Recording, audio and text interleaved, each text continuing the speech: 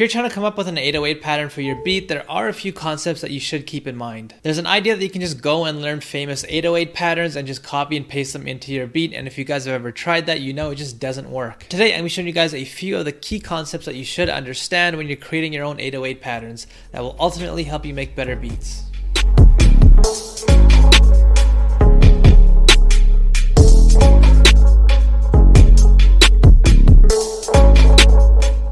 Alright, so starting off, I've already created my loop here. I have my drum pattern created, so let's hear how it sounds.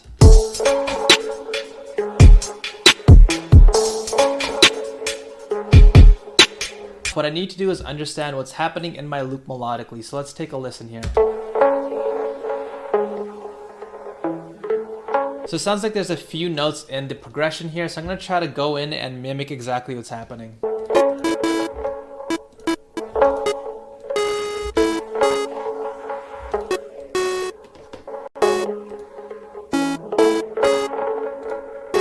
As you guys can see, I've basically drawn out what's happening in my main loop in terms of the overall progression.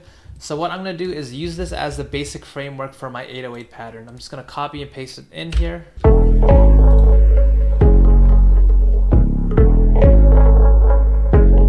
So now we have a starting point. We can start playing around with what exactly we want to do with our 808 pattern. In this example here, we're going to follow that same melody, that same initial chord progression, and just play around with it a little bit. One of the things that you can do is use some of the notes from this basic framework and just change them around a bit. So I can take this note and drop it down to a C sharp, for example. The reason why this works is because we're still following the main direction from our original framework. We have our first note here, and then we go upwards, and then downwards, and then downwards, and then our original note again. We go upwards and then downwards. So as long as we take our original note here and we're still going downwards, it should still sound good.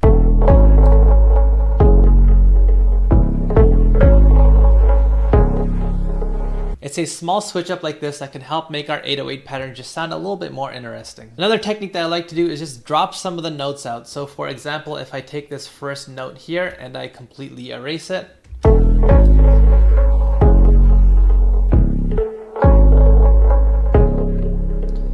it just sounds good and it opens up the beat a little bit. So this is another technique that you can use to help improve your 808 pattern. Another thing that you can do is start playing around with the timing of when these notes are going to hit. So for example, if I take this note here and I move it over here, for example, what I'm going to do is start playing around with the rhythm.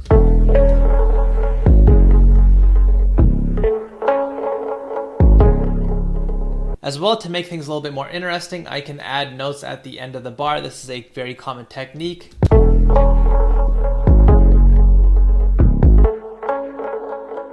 So the reason why this works is because I still kept some of the notes from my original progression in the exact same places and I didn't play around with them. For example, you guys can see this note here, and this note here, and I guess technically this note here.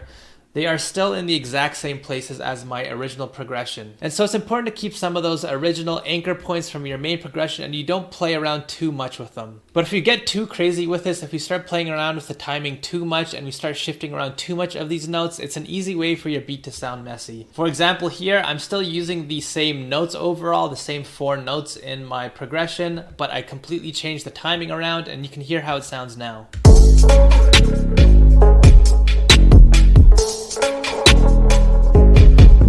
It's just completely messy. It doesn't follow our main progression from our main loop at all. And now you guys can hear it just sounds like a complete mess. The more that you detract from your original framework, the main progression from our original loop, the easier it is for you to completely mess up your 808 pattern and just completely ruin the beat. So when you're coming up with your 808 pattern, you can go completely with your main melody like we did with this example here, or you can go completely against your main melody, or you can play the same note over and over again. Those are usually the 3 techniques to coming up with your 808 pattern. I'm going to show you exactly what I mean here. So if you guys remember from our original framework here, we had our initial note here, and then we went up in direction, and then down, down. Original note, up, down. Instead of going up and then down, what I can do is go down and then up. And then I'll do the exact same thing here.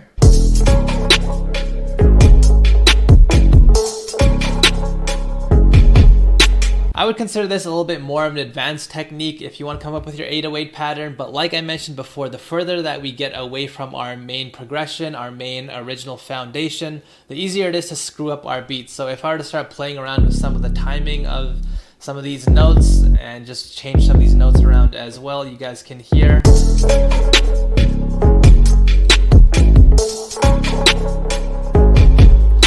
It's just a lot easier to screw up your 808 pattern. Another technique that you can use when you're coming up with your 808 pattern is just play the same note over and over again. This is something that you can do if you want to come up with a little bit more of a monotonous pattern.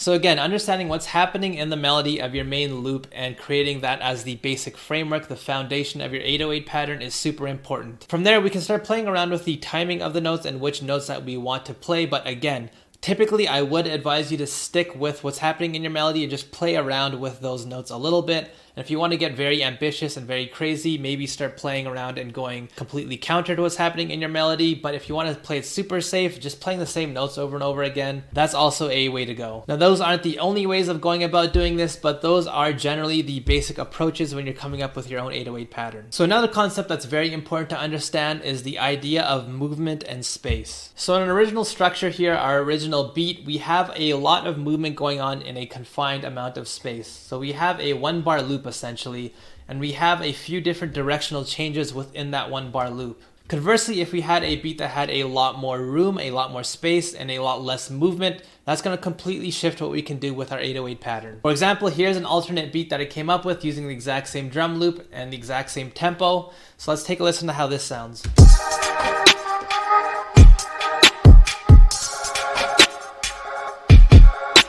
So this beat here, it's a 2-bar loop compared to our prior beat, which was a 1-bar loop. And you guys can see we have only one directional change in our melody.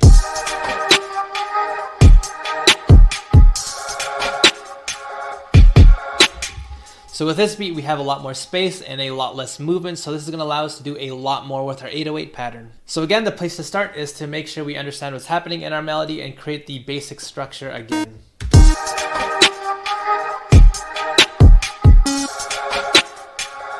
Now I'll just copy and paste this over to the 808.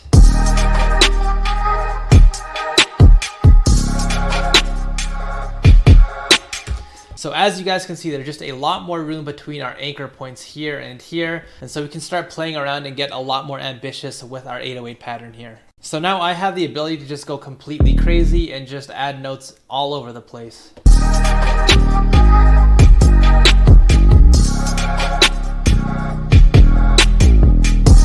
So as you guys can see, this pattern is a lot more crazy. It has a lot more going on in it. And the only reason why I was able to do this is because I just have so much more space to work with. But if I wanted to, I could create an entirely different pattern.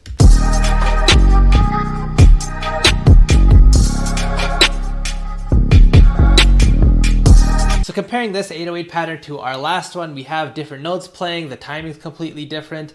But you guys can notice the anchor points are the exact same. We made sure to adhere to the basic structure of the melody, but just because there's so much less structure to this melody, this has completely allowed us to open up and be a lot more expressive and crazy with our 808 pattern. And so those are some of the main aspects when it comes to creating your own 808 pattern. You want to understand what's happening with the overall structure of your melody and build your 808 around that. As well, you want to keep in mind how much movement is happening in the beat and how much amount of space. If we have a lot of movement happening in a shorter amount of space, like our first example, we had a bunch of different changes in direction in just a 1-bar loop. That's going to completely dictate how expressive and how far we can detract from the original structure. But if we have a lot less movement happening in a larger amount of space like we have with the second beat here, that's going to allow us to be a lot more expressive because we have a lot less to adhere to in terms of an overall structure. As always guys, please like, comment, subscribe if you guys have learned something from this video. My free drum kit is available to download in the description box below, and I'll see you guys next Tuesday.